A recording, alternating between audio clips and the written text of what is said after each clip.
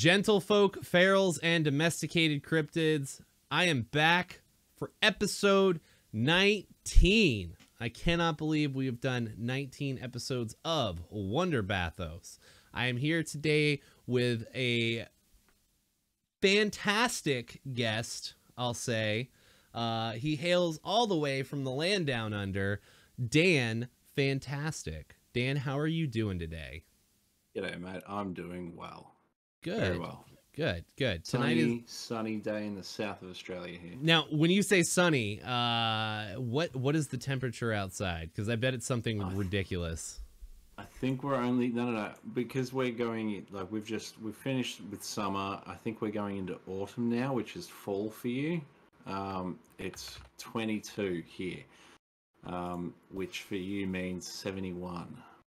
Oh, 22 degrees Celsius is only 71 here? I thought it was hotter. Because like usually when you hear hot over anywhere in Europe or anywhere in Australia, it's usually like, oh, it's 35 degrees Celsius out. And I thought that was like 120 degrees Fahrenheit or whatever. Yeah, so. Well, here we can, if it's 35, that's hot for us, and that's 95 for you. But I mean, in England, if they get a 25-degree day or 22 even, that's like, they're walking around, oh god, it's hot. So right. When they did hit 35 degrees Celsius or 95 Fahrenheit, they freaked out. But I've lived through probably 10 45-degree days in my life. Oh my god. And that's 113 Fahrenheit. Yep. I was about to say it's the hottest that I have ever seen is 114 degrees Fahrenheit. And it was like a record-breaking heat for here, and I was working outside at the time, and I never, ever, ever want to do that ever again. Yeah, I don't blame you. It was not fun. I was valeting cars for like a big like 5-star valet company, so I was like parking like $100,000 cars. I was parking, and I felt so bad getting into these cars, just pouring sweat. And I'm like, this can't, they're going to come pick up their car and they're going to be mad. They're going to be so mad. And nobody ever said anything. It just got really lucky, I guess. But maybe by the time they got in it, the sweat had evaporated. Maybe. Well, I mean, also there are a lot of old people. And so like some of the older ladies, I can't even describe the smell. It was like mothballs almost. I know it's like it's kind of like I don't know. I'm not going to say it's a messed up thing because it's true. I'm sorry. I'm not going to sugarcoat it. It is true. They smell weird. And so 114 degrees. Maybe it just my smell wasn't that bad. I guess I don't know. Maybe, but it was very added to the car. Yeah, it added making it worse, but added value. I should go find them and autograph those cars. There's every chance they were getting their cars valet just so they had the scent of a young, virile man in their car again for the first time in decades. Yeah. Oh, I recognize this smell. Oh. Takes me back to the 50s. Dude, we have already derailed this so hard. I mean, I'm okay with that. So we'll just run through the basic roster of like streamer questions real quick. Your name. Hit me. How did you come by the name DanFantastic, which is a wonderful name, by the way? DanFantastic was taken. I was going for a pun. The name's Dan, so I was like, oh, DanFantastic. Oh shit, it's taken. So I couldn't go Dan of Oz, which is what I usually do because that was taken. So I went, okay, DanFantastic. No, that's taken. So I went for DanFantasticals. That was my original name, and it was for about a year on Twitch. It sounds like a team, though. Like it sounds like there's more than one of you. There's plural. DanFantasticals, like the Incredibles or something. I wanted it to sound like testicles. Really, that's what it boiled down to. I figured if I couldn't get DanFantastic, let's go DanFantasticals. I just realized something. I am so sorry. I totally did not change out. No, we're recording. We're totally recording. I forgot to switch out the overlay so it had your name. It still shows Sugar Bun's name from last time. All right. It's okay. All right. I got it fixed. There it is. DanFantastic. So now people can see your name as we're talking about it, and they can also see that it's episode 19. And That was my bad. That's the first time I've done that in 19 episodes, and we only do one take. I'm just glad you didn't forget to hit record, because I really wanted that young virile Musk conversation to be in there. Me too. Me too. It's so good. It's so good. Maybe in edit, like I'll post over it and I can fix the name in post, because it's just the bottom. So we'll fix it. But that conversation was recorded and will be posted to YouTube. Wonderful. Yeah. So Dan Fantasticals to begin with, and then when I decided to start streaming, I dropped the alls to make it a bit more family friendly. Not that my stream is family friendly, but I wanted to be a little bit of a nicer name, so cleaned it up a bit and just made it Dan Fantastic. Nice. It's very cool. So how did you come about? We talked a little bit earlier while we were playing video games. The most amazing golf game ever, by the way. That was awesome. We talked a little bit about I totally lost my train of thought. We talked about something. How I came about streaming to begin with. How you came about streaming to begin with. Yeah. Well, I discovered Twitch because I wanted to see people playing Mario Maker. I was really enjoying the game, so I thought, I wonder if there's YouTube videos. And so I was watching YouTube, and I saw somebody saying that they were streaming it on Twitch. And then I'd seen other compilations of funny moments on Twitch, and I was like, what is this Twitch thing? So I went into it and I looked into it and found Twitch, found Mario Maker streamer, and it was Just Cook. He was the first stream I ever clicked into on Twitch. He was playing Mario Maker 1 at the time, and in that first stream, like, people were subscribing for 6 months, and I was like, what's subscribing mean? And so does that mean they just paid you for 6 months? And they're like, no, it's their 6 month. He explained everything to me. It was really great. And then it kind of came full circle when 2 years later he raided me with like 1,000 people. Dude, that's awesome. Was he as big at the time? Because like, that's incredible. He was the biggest Aussie Mario Maker streamer, and still is. But he was pretty big back then. He probably had about 300 viewers when I was watching him back then. I mean, still averaging 300 viewers, and to somebody who's brand new coming into the platform to he took like, the time to explain it. And when he raided me, I said that when he raided me, I said, first time I went onto Twitch, I needed a streamer to explain everything to me, and they took the time, and that was you. And in chat he was like, "Oh, that's so cool," and it was a really, really nice moment. That's incredible. That is a really wholesome like first Twitch story. That is awesome. Yeah, well, that was my discovery of Twitch, and then why I started streaming. I was playing Far Cry Primal on my PS4. And I accidentally hit the share button, and it popped up on screen, stream to Twitch, and I went, I can do that? And so I bought a headset with a microphone, and I'd already established a bit of a friend base on Twitch. I started streaming. I streamed twice, I think, 2 days in a row, and then the third day I went out and I bought a second-hand PS4 camera, and I connected that to the PS4, and the third stream onwards had a camera. I got affiliate in 7 days because I immediately hit 50 followers because I already had a bunch of friends on Twitch. Nice, very cool. Like, I got super lucky. As opposed to somebody coming into it who just wants to start streaming, I had a bunch of friends already, and they were there to support me and hang out in my streams. We made a Twitch account for my oldest son. He watched every stream. My wife had 2 accounts that watched every stream. My sister watched every stream. So the average was 10 when I needed 5. And yeah, so I hit affiliate very quickly because of playing the system and the awesome community that I'd already joined just by being a viewer. That is incredible. Even at the time, that is just amazing. Like when I first started streaming on Twitch, it took me like a month to hit affiliate, and like Dan, the other Dan, was like my inspiration to get into Twitch and to start streaming. Like I loved his formula and everything that he was doing. Like, you can play music and video games and hang out with people at the same time. This is incredible.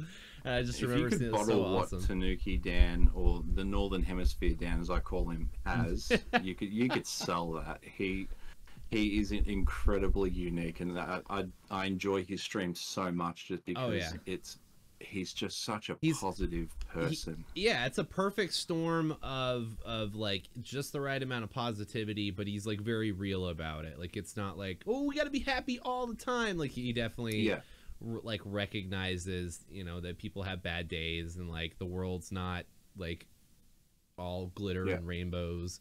You know, like, that people have bad days, and but he also like has a very positive message. He's got and he's got a really good energy about him, you know. For someone who's never met him in person, I feel like when you're watching Dan stream, you're watching the real Dan. Like, there's a lot of streamers out there, they're putting on a show, they're wearing a mask every stream, they're trying to be someone they're not, whereas Dan's just himself. Love him or hate him. We talked about this a couple episodes ago. I think that's true for a lot of people. I really think that there's a fine line between being your best self on stream and pretending to be your best self on stream. And I think a lot of people don't know how to recognize the difference about them for themselves. You know, I have even struggled with that at times, you know, because I've been like, I want to help people and I want to be positive, and I feel like I have to be positive all the time. And like, that's not, one, it's not healthy, and two, like, you're not doing anybody any favors by doing that. Again, it's okay to have bad days, but also when you are having bad days, there's a time and a place to vent and talk about it, you know. And like, when people are tuning into your stream, like, people don't normally want to see like whoever is streaming having that bad day, you know. So that's right. So having a healthy mindset and knowing the difference is good, and I think Dan has that down to a T. As a person, you for the streamer, you need to decide, am I in the right mindset to stream? Like, if I'm not in the right mindset to entertain socially, to have people over to my house, I'm not going to stream, because that's essentially what I'm doing. I'm inviting people into my space to spend time with me. And if I'm like, the other night, a couple of mates, we always pressure each other to stream as a joke, you know, who's streaming tonight, and we rarely do.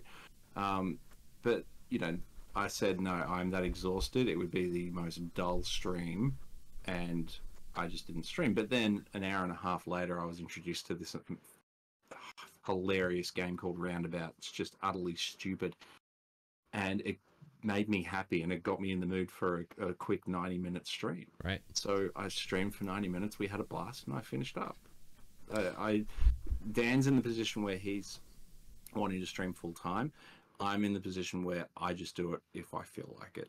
And so I can guarantee my streams, I'm always going to be in a good mood, because if I wasn't in a good mood, I wouldn't have hit go live, because I forced myself to hit go live when I promised to stream, you know, at the beginning, a couple of times, and they weren't good streams. There are those unicorn streams, though. There have been a few times, and I'm not going to say it's like, oh, every time I'm feeling down, if I stream anyway, people turn my mood around. But there have been times where like I've had that feeling of like, man, I really don't know if I should stream tonight. Like, I'm not in the best mood, blah, blah, blah. And then I hit the go live button, and then like people are waiting and like wanting to talk, and like they just completely change my whole day around. Yeah.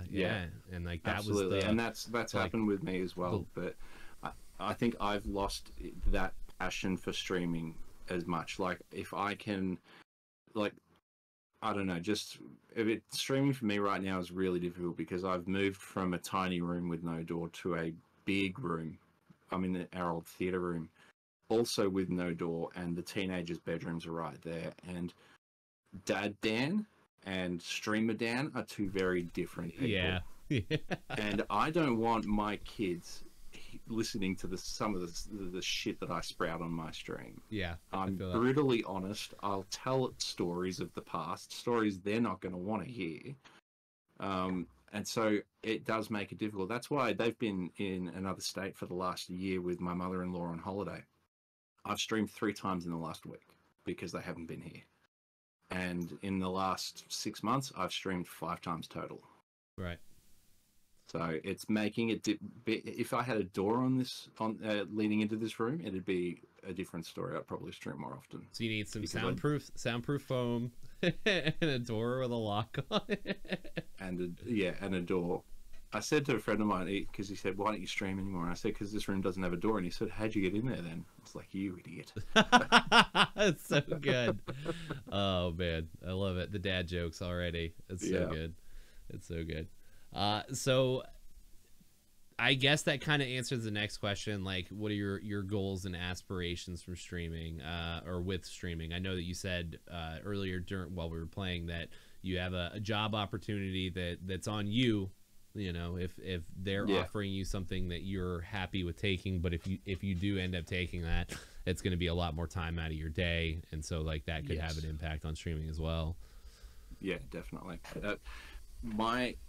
In the last couple of weeks where I've streamed the 5 times, it's reminded me why I used to stream all the time.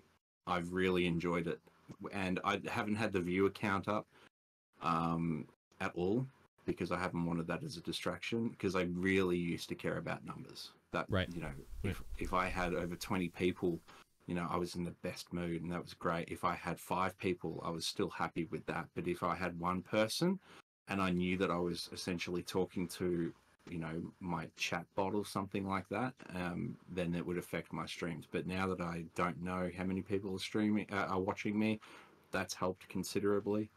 Right. I do want to do it more often. It's just a case of being able to. I think if I do wind up taking this opportunity, which means that I will be out of the house for 12 hours a day minimum, 5 days a week, commuting into the city, that I will speak to my wife about moving my PC and my whole setup back into our bedroom where it was originally. And then, on the Saturday night where she wants to stay up and watch a movie with, my daughter, watch a horror movie or something like that, when she's doing that, I can go to our room and I can stream. Right. But streaming from this room, I don't enjoy it, because I don't feel like I can be myself when I've got the teenagers listening in, because in a way, as a parent, I feel like you do need to you need to show your kids who you are, absolutely. But there are also, certain conversations that I wouldn't have around them, because they're 16 and 14. Right. Young, impressionable minds. There's a lot of different jokes. Yeah, like somebody played on my stream. There's the wacky music. Somebody played that, and I said, "Oh, that's Meg's and my bedroom music, or our sexy time music." And then my daughter walked past, and I said, "Hi, Jamie," and I just looked back at the stream, and like that wasn't that. It could have been significantly worse. Right. But she's old enough to know that I'm just joking. But I don't feel like I can be myself when I understand. I've got people listening in. The space that you stream from is everything. I mean, environment is everything. Like in life, if you're not in an environment you feel comfortable like doing whatever, and it takes away from you being able to do and be who you want to be. So no, I totally get that. And like definitely more so over this last year than probably the first 2 years of having a child. I definitely understand. He's more mobile now. Yeah. Well, I mean, just minding your P's and Q's, like trying to watch what you say around them. And like, I definitely get it. I mean, and just balancing a family life and a job and trying to stream at the same time is incredibly difficult. As far as the view count, that's good. I'm happy to hear that you don't watch your numbers anymore, but you're definitely not alone. I think a lot of people don't admit that they like their numbers affect their mood and stuff. They don't for me, and I still keep my view counter up, but like it doesn't matter to me how many viewers are in chat. I use the view counter as note taking almost, like because my stream gets kind of like, I don't want to say offensive, but it definitely gets vulgar and kind of crude sometimes depending on who I'm playing games with and stuff. And so like if somebody makes like a joke, like a really raunchy joke, and then I see my view counter kind of drop a little bit, like I kind of pay attention to that, and I'm like, well, I think I may have Yeah, pissed it's a a good couple way to people. gauge it. Yeah, like Yeah. maybe we need to dial it back just a little bit.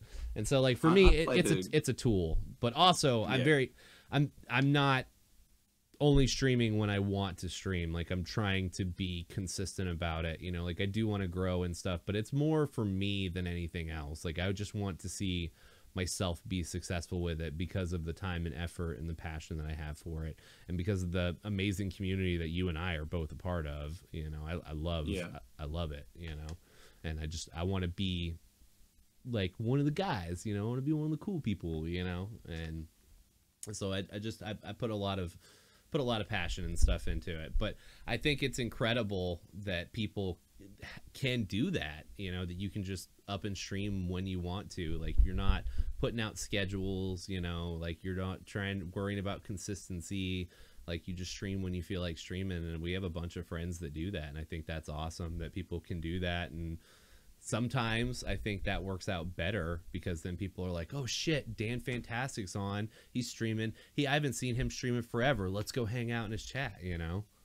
Yeah, it works both ways. I can have that approach because, like, financially I don't care about Twitch anymore. If Same. I don't care if I get, like, I got a $70 payout the other day because I think they were like, we've been holding on to this money for so long, just take it. Yeah. We legally can't keep this, you have to take this. Yeah. And because I don't care about the financial side, streaming, it is purely 100% a hobby. Like in those first 6 months, I well and truly made enough on Twitch that it paid for the PC that I purchased to enhance my stream. Right. And now it's just a hobby. It's just fun. It's just when I'm sitting here playing a game, and I want to hang out with friends. But more than anything, I don't even stream video games that much anymore, or at least I don't want to. We play trivia games, we play word games, community games, stuff yeah, like GeoGuessr. Yeah, I want to interact with chat, and if I'm focused on a game, like if I'm playing a game I've played 100 hours of, I might stream that because I don't need to focus on the game so much. But if I'm learning a new game, my focus has to be on there because I can't do too many things at once. Whereas, yeah, there's no point for me going live if I'm not going to chat to people. I've often on the go ahead. One thing you mentioned before about, you know, oh, Dan's gone live. Oh, I haven't seen him in ages. That is a double-edged sword because generally when I do stream, you know, once every 3 months, I will actually lose a few followers because I pop up in people's feed and they go, oh, I still follow him, and they'll go in and they'll unfollow me. Oh, which wow. I get. I do that with people. If I'm like, who is that? Why am I following them? I'm not sure.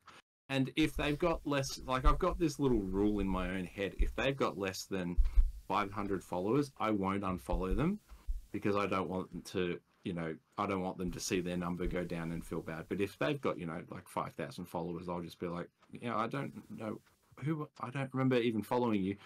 I'll give them an unfollow. Right.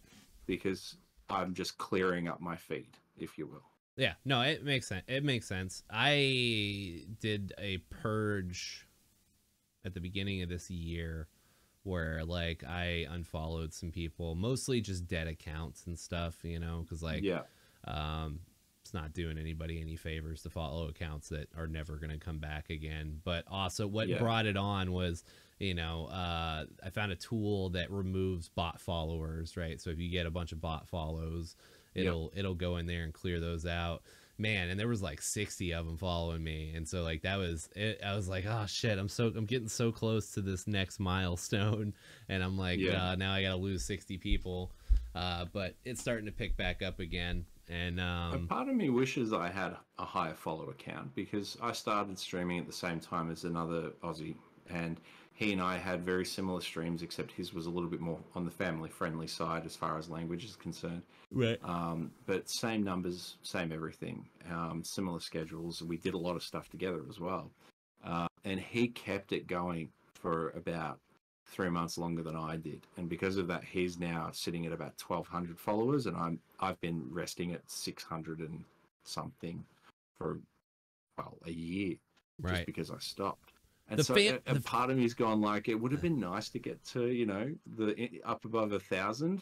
That would have been cool. But I don't think follower count means much, because at the end of the day, how many people are in your chat interacting with you?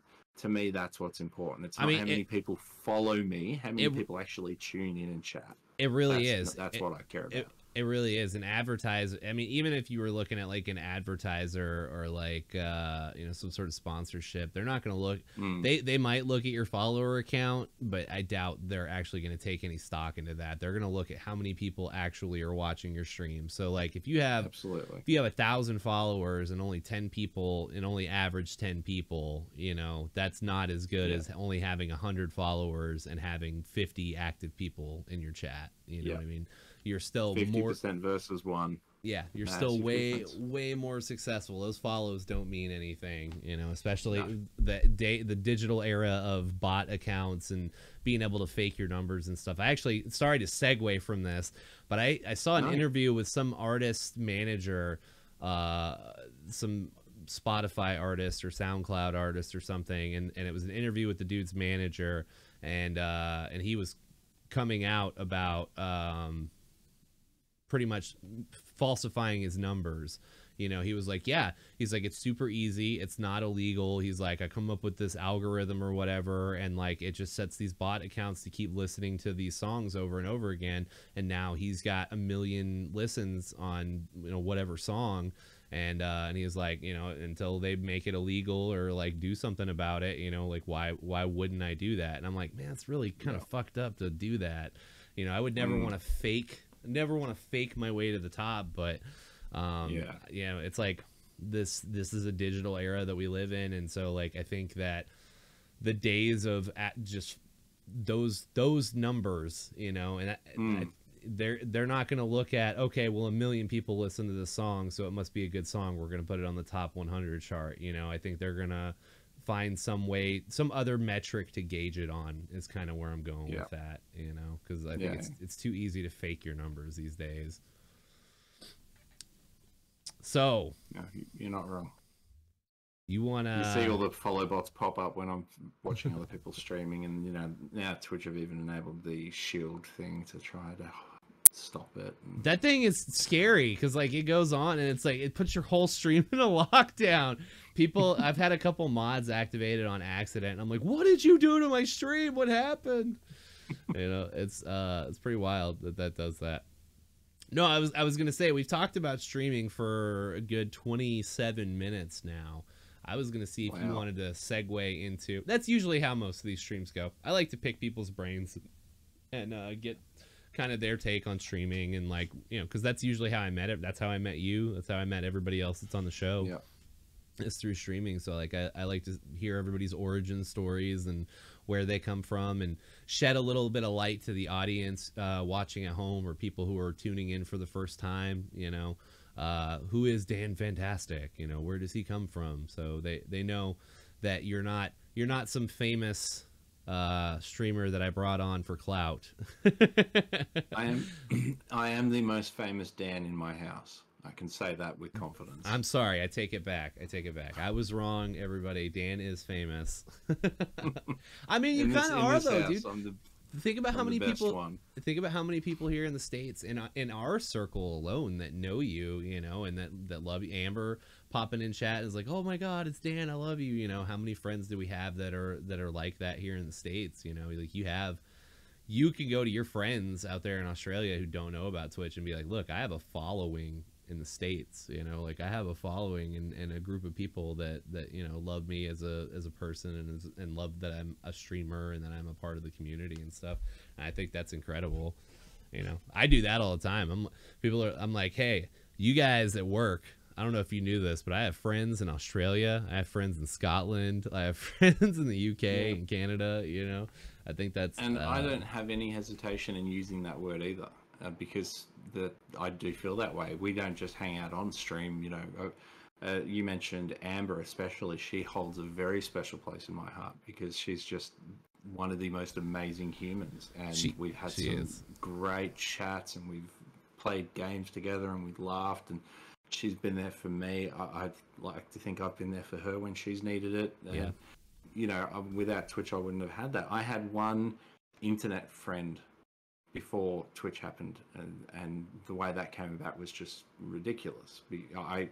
In 2007, I think, on Facebook, I created an account for making sure my son's around. I created a Facebook account for Santa Claus. Oh. And within a week, this account had something like 3,000 friends, which was huge. Wow, and that is people huge. were messaging Santa, and Santa was replying to every single message. And I got a message from a woman saying, "Hi Santa, I've got 2 kids here who just wanted to ask if you would be able to help find their lost dog." And I wrote back saying, "I'm, sorry, I wouldn't be able to help you with that, but I'm sure wherever the puppy is, it's safe." Blah blah blah. And the next day, she wrote back saying, "Thank you so much for that. That was such a huge help. Who are you?" And I said, "Just a random Aussie." And she's like, "I really love what you're doing." And I said, "Well, I need help because I'm getting about 100 messages a day and I can't keep up."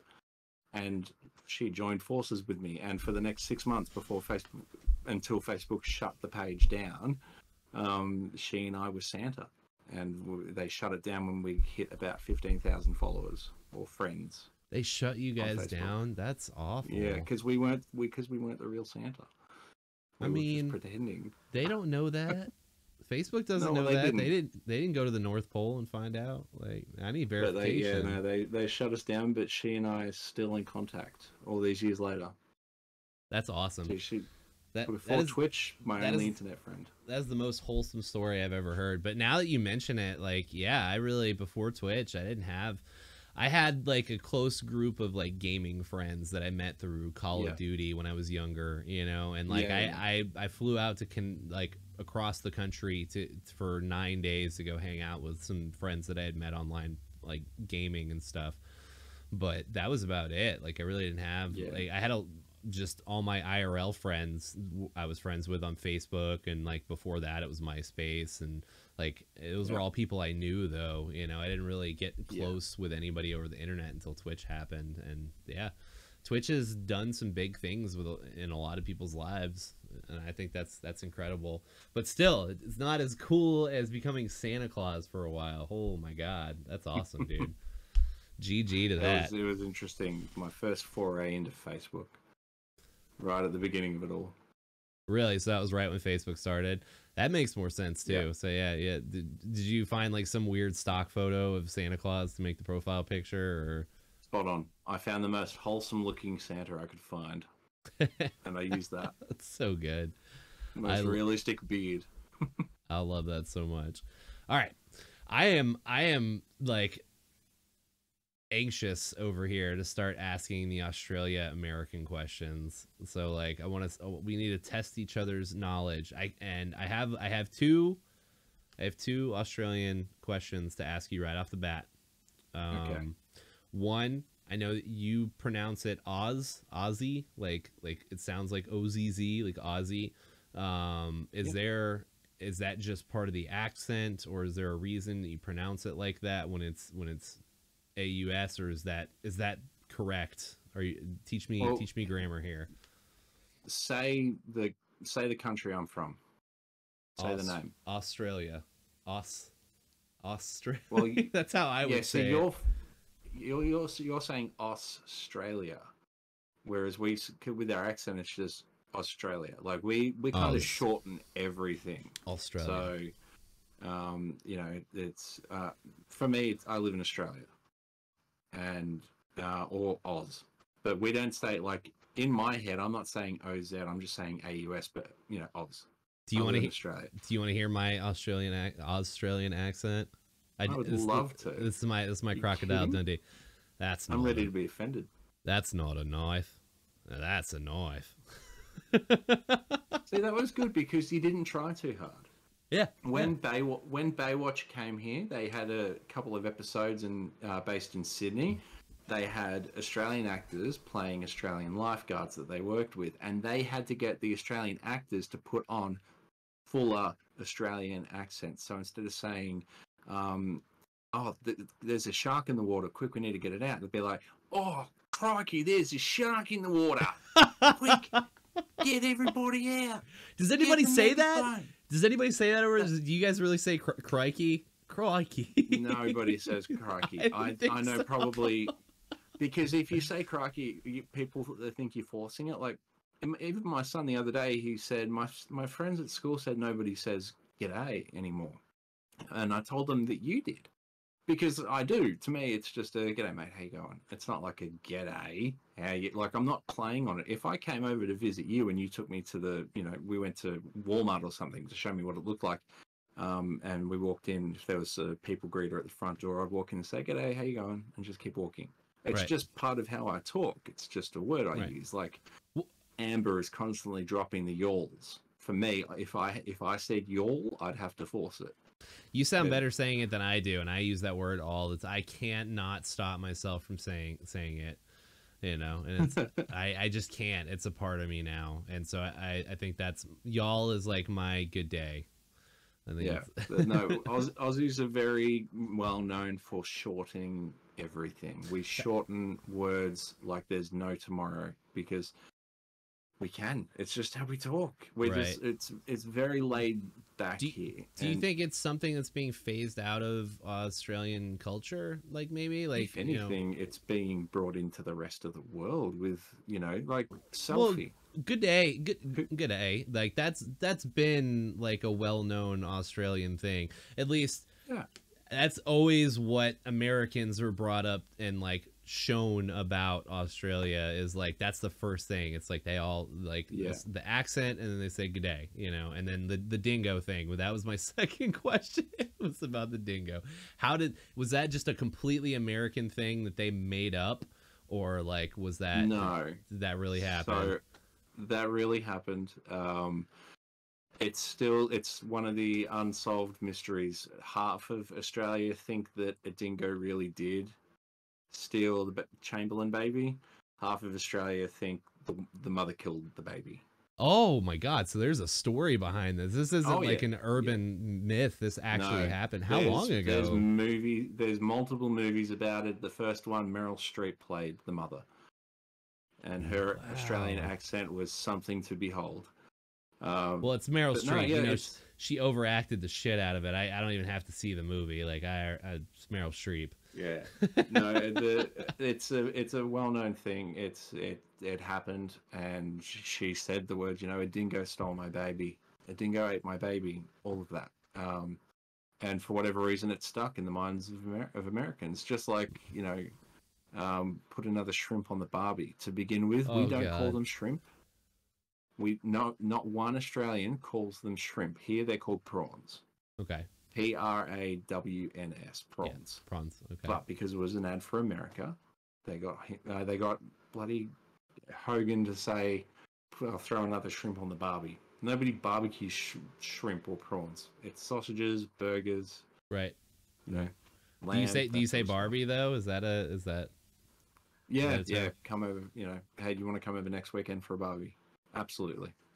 Nobody thinks they're coming over to play with dolls. They know what's happening. Would it be appropriation if I were to start saying Barbie like anytime I invite people over for a barbecue? Would that be okay? I would love it. I have it on tape now. You guys, I got permission from an actual. You got approval from an Australian citizen. Yeah, I did. An Italian Australian. Yeah. Our words, I think the fact that we shorten words, it is spreading. Selfie, that was an Australian word. Yeah. Everything is just shortened here. And then there's the Aussie slang that we'll get to later that is just going to make you go, what the fuck? What does that even mean? Where'd that come from? Have you ever seen The Expanse, or have you heard of the show The Expanse?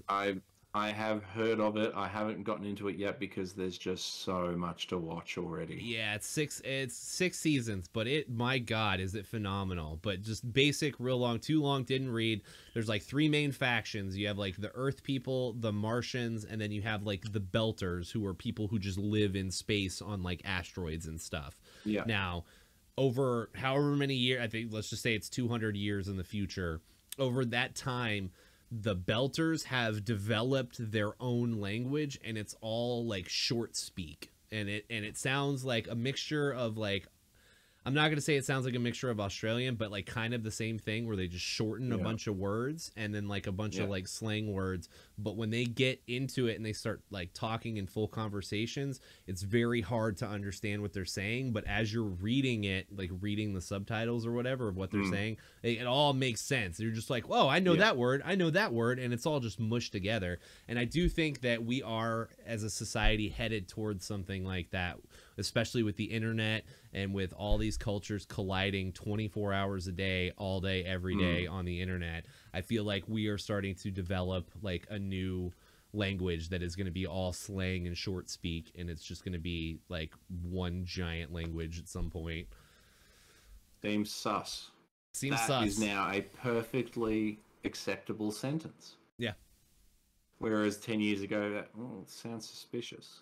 You know, everything's being shortened, one word at a time. Nobody said that 10 years ago. You'd be like, that is suspicious. Nobody says that sounds suspicious. I would have said it, but that's just me. I've always strived to have a larger vocabulary than the average Aussie male. So that's my vernacular and the way that I go about talking is very odd. But I mean, the first time I did that, it was because a very pretty girl in my class when I was about 14. I found out she liked Dawson's Creek. And the only thing I knew about Dawson's Creek was that they spoke with long words. So I started trying to talk to her using really long words. Did it work? Oh, God. The things you do. Did it work? And it did not. No. Damn. I went on to be very happily married to an equally gorgeous wife. And she is now a model, and I'm not joking. That's awesome. Congratulations. Yeah. So the big words, they were warranted, but they didn't work. I still want to write an angry letter to James Vanderbeek just because it didn't work. I'm going to be like, damn you, Dawson. I didn't watch Casey. the show, so all I knew was that they spoke a lot, but they used large words. Right. I have a pretty large vocabulary. I don't talk like I have a large vocabulary, but I do have a large vocab. I can't even say the word vocabulary. You can whip it out when you need to. But you said school, and like that's what made me want to tell this story. So the only reason that I got good, the only reason I got better at grammar and lengthening my vocabulary was because it was out of spite towards my English teacher. She was really mean. She was a really mean English teacher, and so like I got good at English, like just to rub it in her face, you know. I would ace a test or something, and she'd be like, sneer at me and be like, "Yeah, that's right. I have the capacity to learn. I can do this. I just don't want to." And then I started writing, and when I write, I definitely sound like a different person. Yeah. But I like to short speak as well. I want to get my point out there and get it across. If I get too long winded, then I drone on and on and on and on and on. Which is something I have to stop myself from doing regularly. Right. Like in this meeting I'll be coming up on Thursday, the entire time I'll be making a point of using one sentence instead of 5. If one sentence will do, leave it at the one. Yeah. I think with technology, that's kind of a mantra, you know, especially with coding and stuff. It's like if you can do it with 1 line of code instead of 5, you know, figure out how to do that, because then you're making it better.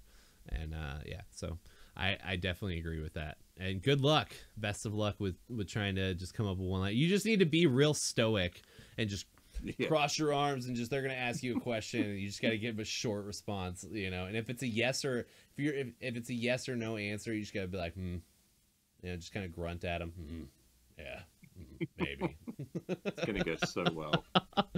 No, I'm excited for you. I hope that it's worth your time.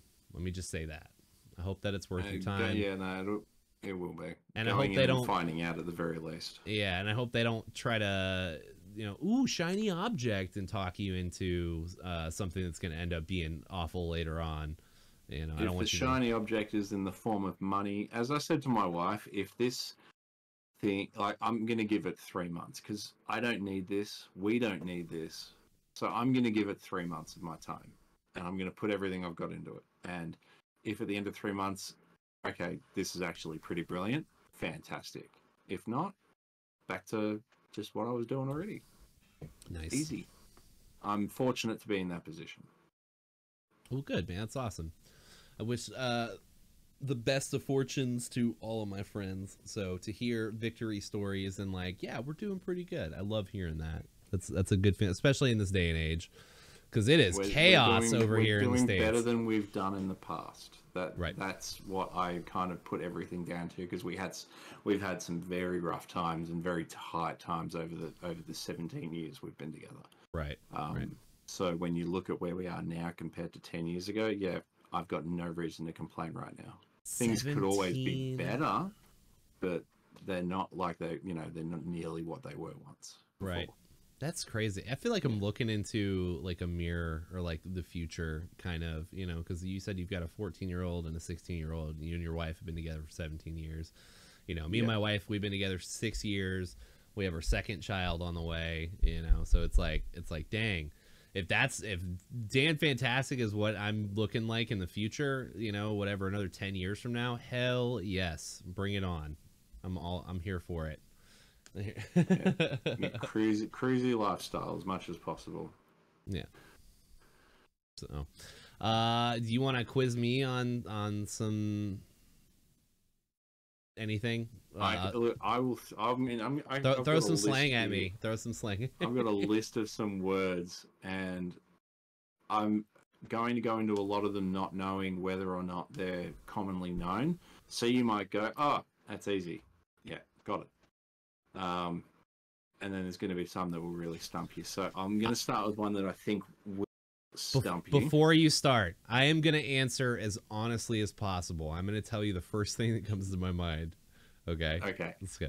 So what do you think budgie smugglers are? Budgie smugglers. Underwear. I'm going to think like whitey tighties. Like not boxer briefs. Pretty much. They're Speedos. So, Speedos, okay. Yep. So smugglers is not a word that's commonly used in 2023 unless it's referring to testicles. Yeah. Well, budgie smuggler has been what we've called Speedos for as long as I've been alive. So what is a budgie? What is a budgie then? It's a small bird. Okay. It's about the size of a canary. It's a budgie. Okay, and like, how does that relate to genitalia, though? Like, Well, because you're wearing the Speedos, which is just basically the underwear that swimmers wear. Okay. Male swimmers wear, and it looks like you're smuggling a budgie because your junk's just sitting there. Okay. So yeah, Speedos are budgie smugglers. Okay, booze bus. Booze bus. I mean, it sounds like a bus full of alcohol, like maybe a cart, maybe like the cart that they push on the airplane with all the drinks and stuff on it, but it's full of alcohol, maybe. So the booze bus is, if you see it, that's what it's the big van / truck that the police drive, and they park on the side of the road and get out and breath test everybody. That's a booze bus. Okay. So you'll be driving down. It can be a back road, it can be a highway, and you'll see the lights flashing, and all the cops are standing out there they've got a bucket, and they've got another bucket and a breathalyzer, and you have to pull up, blow into the breathalyzer, and under 0.05, you're good to go. Over, cool. Get out of the car, mate. Yeah. That's a booze bus. Is drinking and driving a big problem over there? Can be. Drinking is a pretty big part of our culture, so it can be a problem. I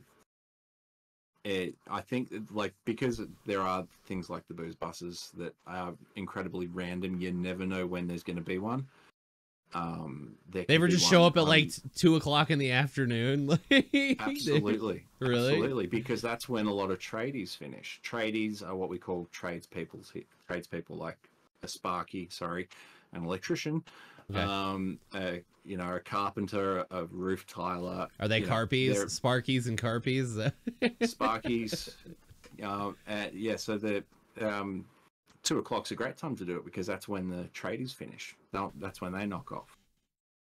Okay, so yeah, it makes sense. It makes sense. Yeah, Yeah. Drink, But it drinking can and also driving be is. 9 o'clock in the morning because there are people who drink at that time of the morning before they go to work. I feel like that's an easy time to catch people, though. If you see somebody swerving in 9 o'clock traffic, I mean, they're obviously drunk. Or like at 9 o'clock, you could just hang out outside like the strip clubs and the bars that are like, I don't know, closing down. Maybe I don't know. we don't do sobriety tests here like you do. The whole walk in a line, alphabet backwards. Ours is just breathalyzer, and if the breathalyzer's gone over, they'll charge you for it. You can challenge the breathalyzer, and they will get a nurse down to take a blood sample, which will be tested, and they'll use that result instead of the breathalyzer. But other than one chocolate bar that contains no alcohol, they discovered that if you get breathalyzed after eating this chocolate bar, you'll actually show a positive result for alcohol. The breathalyzers are spot on. They work. What about like drugs though? What if somebody smokes weed and like? So that has come in the last decade. With in the booze bus, they can now also do a swab. So it's I think it's something like you have to lick. I've never had to do a drug test. But yeah, that's only in the last decade that they've brought that in because weed is still illegal here. Right. My state has only just started manufacturing it for medicinal purposes. Oh, so you guys do have be legalized? It probably won't be in my lifetime. Right, but you guys are starting to roll out medical for people for medicinal. Yes, people can get medical only in the last 2 years. Because I have seen plenty of videos online of Australians smoking the ganj. I've seen plenty of that. Yeah. It seems like prevalent out there. So I mean, I guess so. It's still illegal. I mean, do they treat it like the states treat it in the illegal areas where it's like, oh, you're going down for this, blah, you're like ruining people's lives, or is it like a misdemeanor? If you're dealing it, if you're dealing it, yes, you'll probably go to jail for it. But if you're just smoking it, no. Like I was arrested when I was 16 because I had a bud in my wallet, and that was just there for show. I didn't even smoke it because I tried it once and I hated it. But it was just there for clout. Right. As a 16-year-old, and they found it when they stopped us because we were just walking down the street. They're like, "Where are you going?" All right, show us your IDs. So I handed in my wallet, and as soon as I did, I went, "Oh crap." So I got arrested for it, and I got a 6-month probation. That was it. Wow. I mean, but you got arrested. You spend the night in jail, or they just like book you real quick and let you go? They drove me down to the station. Because I was 16, my auntie had to come down to the station while they interviewed me, which went for about an hour, and then the sergeant on duty gave me a 6-month good behavior bond, and that was it. 6-month good behavior bond. That sounds so. Yeah, so if I did something else wrong in that 6 months, I might have gone to court, who then would have given me like a 12-month good behavior bond. Oh no, court. That's so wholesome. That is so wholesome. I love that so much. Yeah, no, they definitely treat it differently over here. It's weird. It's weird. You can cross state. You can go an hour down the road, and like, I mean, you potentially go to like prison for having marijuana on you, just depending on how much of an asshole the judge is at the court. And then an hour the opposite direction, it's totally legal. Yeah. Totally fine. Yeah. It's very strange. But it is getting... Yeah, it doesn't make much sense to have such different laws due to, there's an invisible line that somebody's decided that this has, on this side of the line, you're allowed to, on that side of the line, you're not. I mean, I do understand it. I understand both sides of the argument because, like, I have a medical license, right? And I smoked a lot of weed before I had a medical license, but then I went through a long period where I didn't smoke at all because it was illegal and because I didn't want any ramifications from that. So, like, I went through the proper channels. I waited to be able to get a medical card and stuff.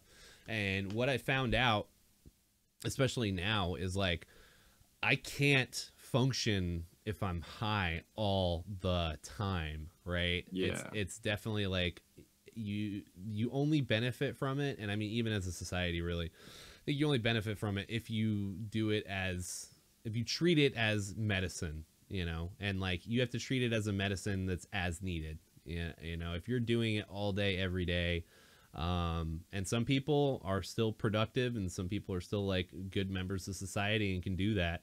I am not one of those people. Like if I smoke all day, I just want to lay on the couch and eat chips, you know, like I don't want to get up and do anything. I'm not productive.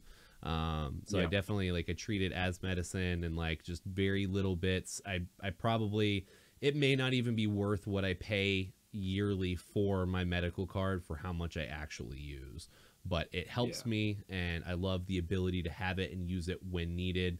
And on the medical front, there's a lot of medical research being put into it as far as like what strains are used to treat what ailments. Like this might be good for anxiety, this is good for PTSD, this one is good for, you know, aches and pains, this one's good for insomnia. And I fear that as soon as it becomes recreational legal, all of that's going to go away. It's going to be which company can pump out the one that's going to get you the highest that they can put into gas stations to make the most money off of. And so like that kind of scares me a little bit because I want the medical benefits from it. And I think that we need to treat it as such. Yeah, no, whereas my government are barely just dipping their toes into the water on it. Medical. I mean, vaping isn't even legal here. Really? Wow. Yeah, no, the government are saying that it's because they don't know the long-term effects of vaping. My view is, well, we do know the long-term effects of smoking cigarettes, and you can still get them on every single street corner. Sure can. So I have to, you know, for when my juice, I can buy the juice, but it doesn't have nicotine in it. I have to add that in.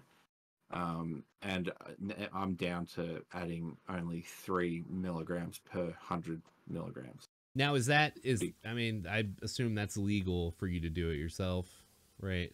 It's, I don't know if it's illegal for me to do it myself, but it's now illegal for me to buy it.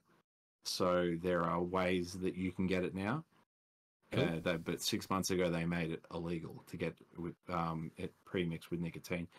They're bringing in something where you can do it with a script and go through a pharmacy, but that's just the disposable ones, right? But that's what I use. It's the only thing that got me to quit smoking.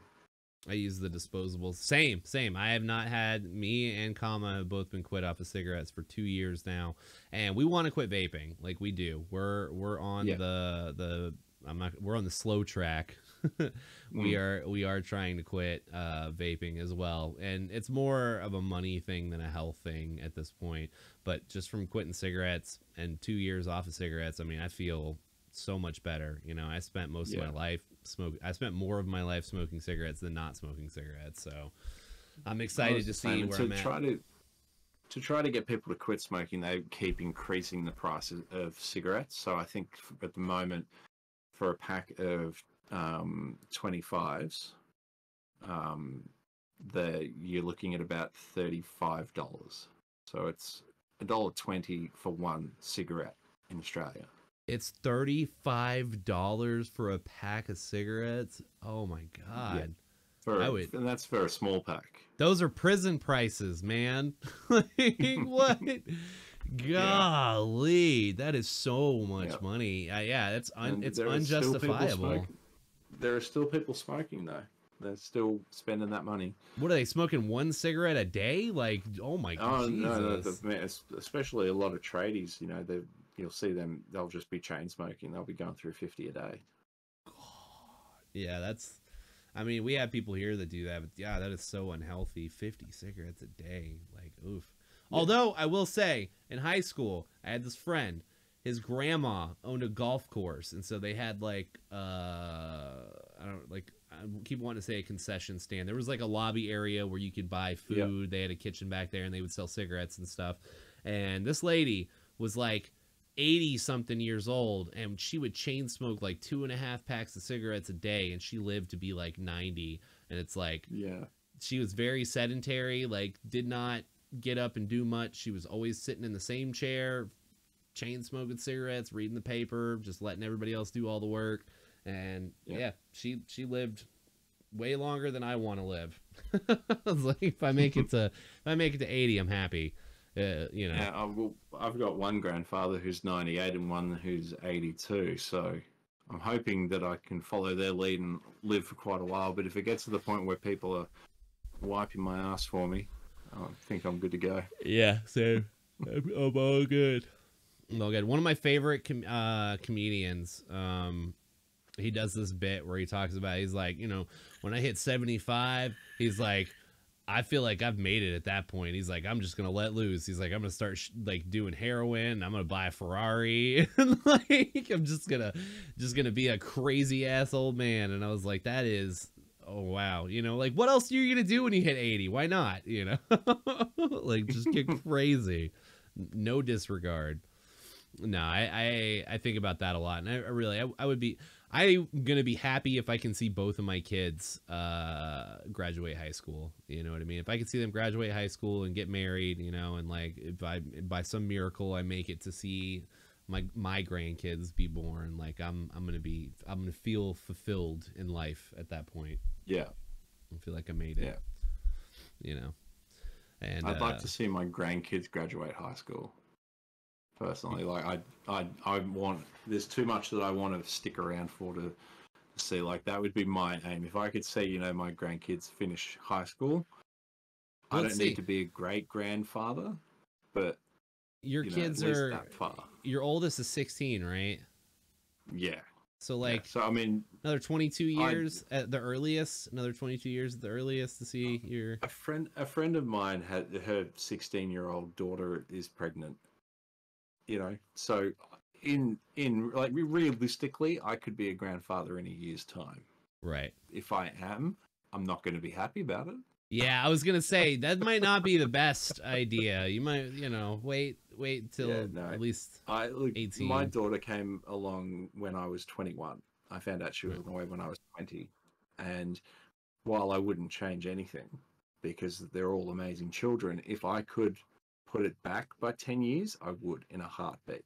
See, I was gonna say the opposite because my first kid. I watched all of my friends traveling the world, getting established in their jobs, and buying houses before they had kids. Now we're playing catch up. We had the kids, and now we're trying to build the life whilst we also have the financial burden of the kids. Well, I'm here to make you feel better about it because I was 31. I was 31 when we had our first kid, and I feel like I spent most of my 20s like playing in bands, and I traveled a lot. I played in bands and stuff, but nothing ever panned out, you know, like I didn't establish a career until, let me see, I worked corporate America for like 10 years.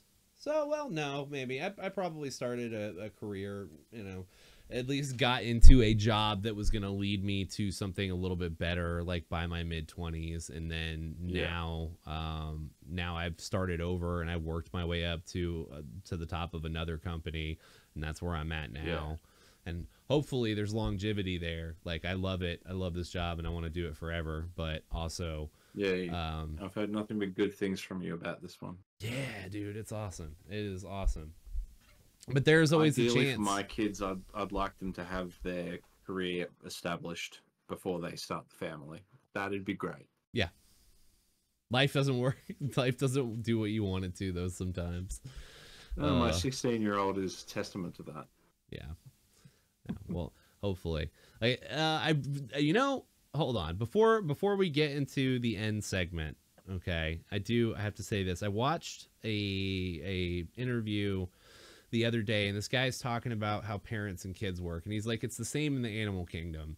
He's like, your kids, you once your kids hit teenager age, like you're stupid to them. The parents are stupid to the kids, and the kid could go to their friend's house, to their friend's parents, and the friend's parents can say the exact same thing that you would say, and they'll listen to them, but your kids won't listen to you because your kids think you're stupid.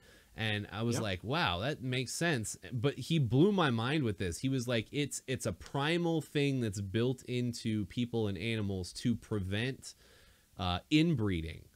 And that blew my mind. It blew my mind. It's to prevent this must be going around the internet because my wife told me this exact thing 2 days ago. She told me about this, and it was they mentioned something about villages, tribes. Would go to different tribes to ask the elders over there. But yes, no, that is 100% the case. My son and daughter they say they don't think they know everything, but they act like they know everything. They act like they know everything. And we've got all this life experience on them, but no, they just can't be told. Yeah. But I think the most I've pissed my daughter off in one of those moments was when my wife was saying something to her, and I said, no. My daughter interrupted, and I said, "Did you forget she knows everything, Megs?" And my daughter just went, "I say I know everything," and walked off. But they do act like that. They do. I remember being that age. I remember being that age and spot on. The interview, the guy was like, and by the time you turn 24, you're like, oh my God, my parents were right about everything, and it's totally true. I was an awful, it's a little solace that I kid. find knowing that they're going to look back one day and go, okay, I was a bit of a dick. Yep. Because I know I do. Oh, absolutely. I feel like they've stepped it up, and they're more so the just know-it-all teenager than I was. But I bet my mother thought that as well, and I bet her. So I don't know. They might be worse than I was. I might have been worse than them. But as for being on the parent side of it, I can't wait to see them when they get home tomorrow. But I'm so glad they've gone away for a week, because it's just given us a week without teenagers to just enjoy the 7-year-old and the 9-year-old for them at that age, and be in that moment as opposed to having the surly teenagers always hovering around. Oh yeah, if that makes sense. No, it totally makes sense. So much different. You might not. It might have been a while. Children. You might not remember what it's like to have a 3-year-old this far into having kids, but yeah, it's exactly the same way for us. Grandma, my wife's mother will take our child on Fridays. Like she'll take our son, and so he stays the night with her on Friday nights. And that one night of just having an empty house, it usually starts with a feeling of like, oh man, like I miss him, should we keep letting him go stay over there every Friday night? And then by the middle of the evening, there's just this peaceful silence in the house, and you're just like, no, this is good. We need a Friday nights. Friday nights are our night. This is good. You need the break, but it also makes you appreciate having him around more as well. Absolutely, yeah. No, was it distance makes the heart grow fonder, I believe is a saying. Yeah.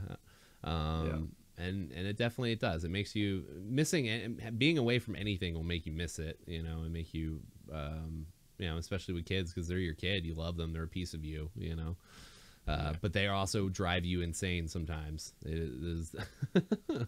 Yeah, and that's one of the reasons why I think me being out of the house for 12 hours a day could be a good thing, because I'm just around so much at the moment. Right. And they're old enough to take care of themselves. They're old enough to feed themselves and take care of themselves, so they don't necessarily have to.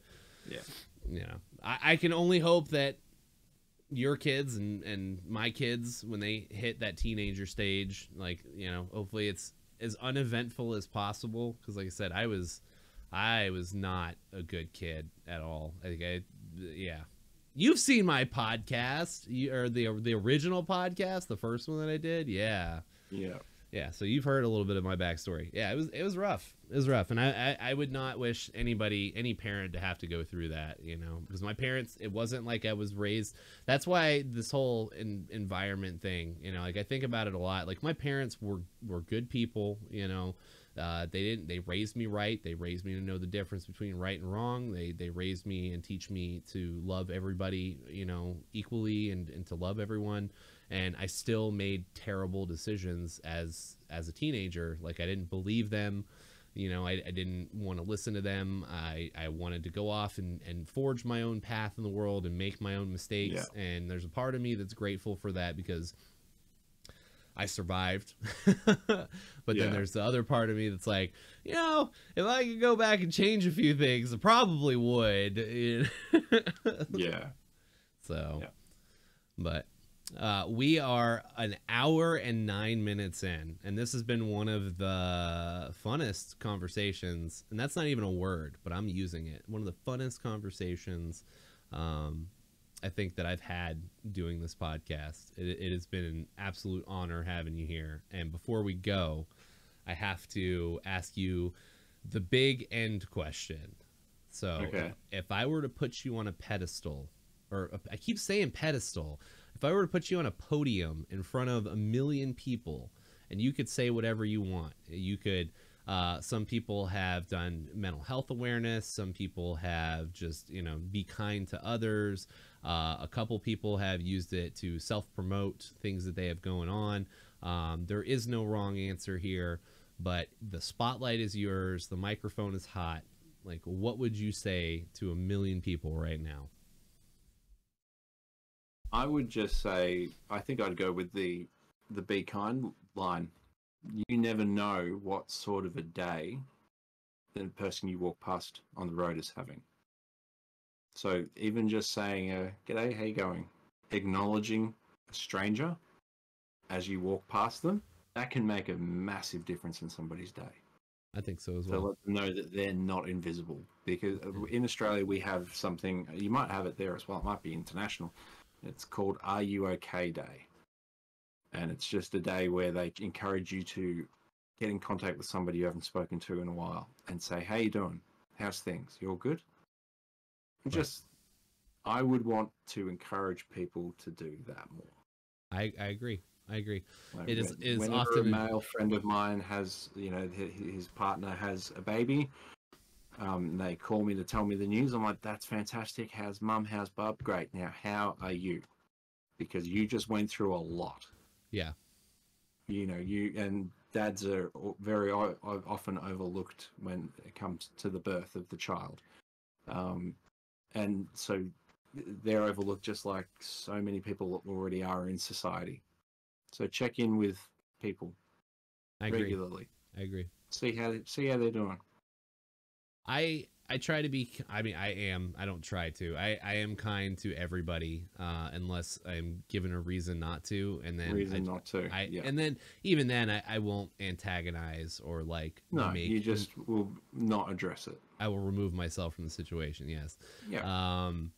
But every time I hear the just be kind to everybody, you never know what people are going through line, I think about how, just being honest, I hear people say that and it's like, well, and people hear it, but how often is it actually, being practiced and stuff? And so everybody, the audience, everybody watching this, I would definitely encourage you to try and make a mental note of that, and really like let that sink in and try to practice that in your daily life. Like you never know what people are going through, like Dan said, and try to be kind. The world, And what they're going through, it isn't your problem, but a few quick kind words, you could be part of a big solution. yeah, exactly. You can help change somebody's thought process about something. There have been many times in my life personally where the chips are down and I feel like I'm caged in and there's no way out and there's nothing I can do to fix it. And I think about the people in my life that I love and that are there for me. And it's always a great joy when people check in on me. If I'm super busy doing something and I haven't really been around for a couple days, if somebody's like, "Hey, haven't seen you in a couple days, what's going on?" It's a really good feeling. So keep that in mind with your friends and the people in your circles, and you can accomplish a lot more in this world together than you can apart. So that's all I'll say. Well, Dan, Too true. I love you, dude. This has been absolutely phenomenal. I cannot wait to do this again. I would love to have you. Fun. I would love to have you on the show again. I have a lot more people to ask to be on the show, but I am going to wrap around and start asking people to be on the show again, and we'll get a round two. We'll get a round two. Sounds good. So thank you again for being on the show. Sir. Yeah, dude. And until then, thank you for watching Wonder Bathos. Have a great week, everybody. We'll see you next time.